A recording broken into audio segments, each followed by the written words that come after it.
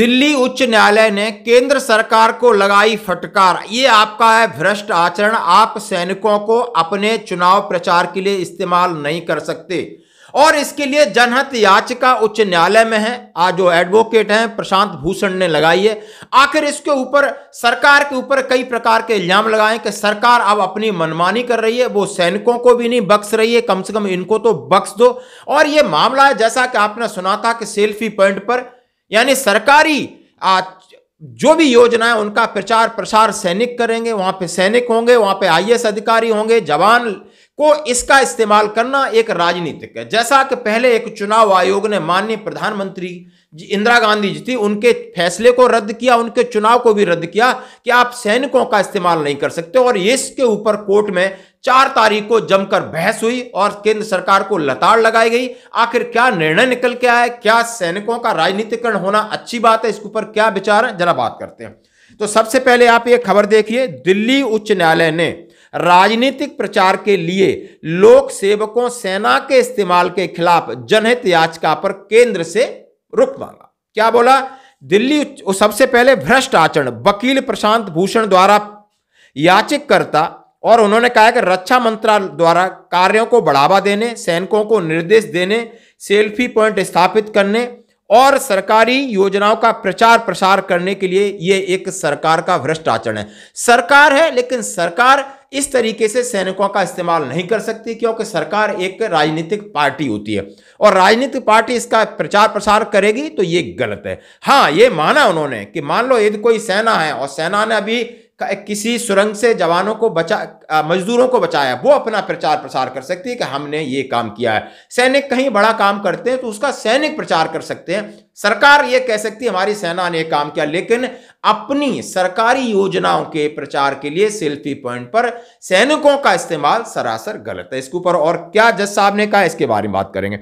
प्रशांत भूषण ने तर्क दिया कि सरकार की विकास गतिविधियों को प्रचारित करने के बारे में 9 अक्टूबर को रक्षा लेखा महानियंत्रक और 17 अक्टूबर को कार्मिक प्रशिक्षण विभाग द्वारा संचार जन प्रतिनिधित्व अधिनियम के तहत भ्रष्ट आचरण है और इसके ऊपर रोक लगानी चाहिए थी। उन्होंने कहा है, सरासर कानून का हवाला देते हुए कहा कि यह गलत है। उसमें न्यायमूर्ति मिनी पुष्कर शामिल थी। आप ये कह सकते हैं कि आपने 9 सालों में, यानी जो 9 सालों में ऐसा क्या किया है जो कि आपको सेना की जरूरत पड़ी। कार्यवाही के मुख्य न्यायाधीश मनमोहन की अध्यक्षता वाली पीठ ने कहा, सरकार को अपनी कल्याणकारी योजनाओं को लोकप्रिय बनाने पर कोई आपत्ति नहीं है, लेकिन सुने केंद्र सरकार के वकील से पिछले 9 वर्षों में किए गए कार्यों को प्रचारित करने के निर्देश पर सेना का इस्तेमाल पर सवाल खड़ा किया। आखिर फिर सरकारी वकील क्या कहता है और नियम क्या कहता है, जरा सुनिए।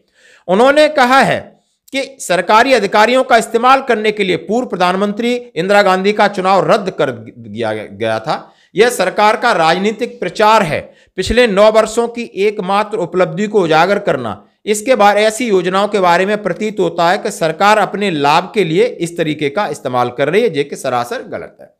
पीएम और सीएम फोटो का उपयोग करने का नियम है। मान लो आप प्रधानमंत्री या चीफ मिनिस्टर हैं, अदालत ने कहा है कि प्रधानमंत्री या मुख्यमंत्री की तस्वीर का उपयोग करना एक आदर्श है।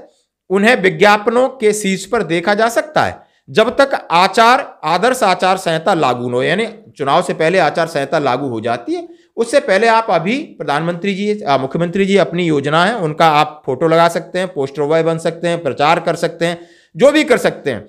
अदालत ने कहा है हर व्यक्ति नवीनतम योजनाओं से अवगत होगा, यह जानकारी देने के लिए अच्छी बात है। उन्होंने भारतीय सेना का जिक्र करते हुए उन्होंने कहा है भारतीय सेना यदि कोई रेस्क्यू करती, डिजास्टर मैनेजमेंट करती तो उसके फोटो होते हैं, उसका प्रचार होता है, लोगों का उनके ऊपर विश्वास बढ़ता है, ये अच्छी बात है। लेकिन आप सेना को चुनाव प्रचार के लिए इस्तेमाल नहीं कर सकते।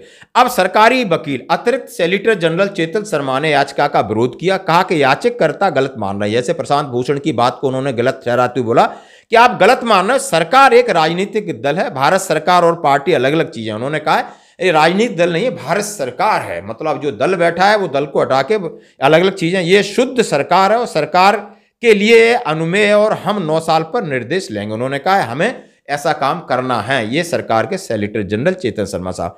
अस्वस्थ मिसाल जनहित याचिका, उन्होंने कहा है ये एक गलत परिपाटी है। याचिका में कहा गया कि राजनीतिक उद्देश्य के लिए उपलब्धियों का प्रदर्शन करने के लिए आईएएस अधिकारियों और सेना को इस्तेमाल करना, आप समझ सकते हो ये लोकतंत्र के लिए अच्छी बात नहीं। केंद्र के बेशरम कदम जिसका उल्लेख किया गया है। उन्होंने कहा है कि सबसे पहले देखते हुए कि एनडीए सरकार की उपलब्धियों को प्रदर्शित करने का अभियान 25/1/2024 तक बढ़ाया जाएगा, 25 जनवरी 2024, और यह 2024 के संसद चुनाव के दौरान भी मतदाताओं को प्रभावित करने के लिए सिविल सेवकों और सेना का इस्तेमाल करने वाली याचिका में कहा गया है। और इसके लिए उन्होंने कहा गया है, दूसरी बात है कि केंद्र के कदम ने चुनाव में जाने से पहले राजनीतिक दल इसका फायदा उठाने पर उन्होंने जोर दिया है। और यह मामला, इसके ऊपर केंद्र सरकार से जो जज साहब के सवाल थे उनके लिए अगली सुनवाई 5 जनवरी को होगी। मामला अभी उन्होंने रद्द नहीं किया है, उन्होंने इसी तरीके से रखा है। क्या सेल्फी पॉइंट पर जबान जो भी सरकारी योजनाओं का प्रचार करेंगे, ये आगे निर्णय आएगा। धन्यवाद।